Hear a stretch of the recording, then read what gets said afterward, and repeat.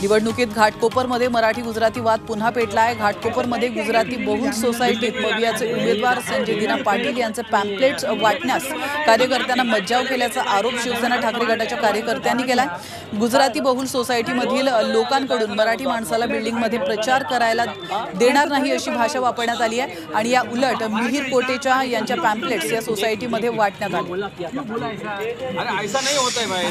गुजराती मराठी वादावरून राऊतांनी प्रतिक्रिया दिली आहे, तर मुंबईमध्ये मराठी माणसाविरोधात चाललेलं हे षडयंत्र आहे असा आरोप राऊतांनी केलाय।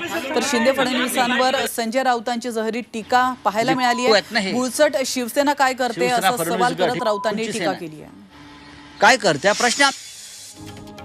काँग्रेसचा अमेठी रायबरेलीसाठी प्लॅन ठरलेला आहे। या दोन्ही मतदारसंघातील निवडणुकीची 2 माजी मुख्यमंत्र्यांवर जबाबदारी सोपवण्यात आली आहे। तर रायबरेलीची जबाबदारी ही छत्तीसगडचे माजी मुख्यमंत्री भूपेश बघेल यांच्याकडे, तर अमेठीची जबाबदारी राजस्थान। अमृत नोनी गॅस्ट्रिन, अपचन, ऍसिडिटी, गॅस्ट्रबल ह्यापैकी तुम्हाला कुठलाही गॅस्ट्रिक प्रॉब्लेम झाला, उपाय एकच, अमृत नोनी गॅस्ट्रिन। माजी मुख्यमंत्री अशोक गेहलोत यांच्याकडे देण्यात आली आहे। दोन्ही नेत्यांकडे निरीक्षक म्हणून जबाबदारी दिली आहे। त्याचप्रमाणे या जागा निवडून आणण्याची जबाबदारी ही त्यांची असणार आहे।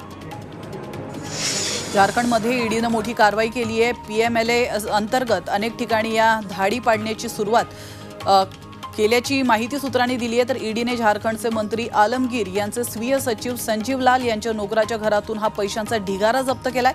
कारवाईमध्ये 30 कोटींची रोकड जप्त करण्यात आली आहे।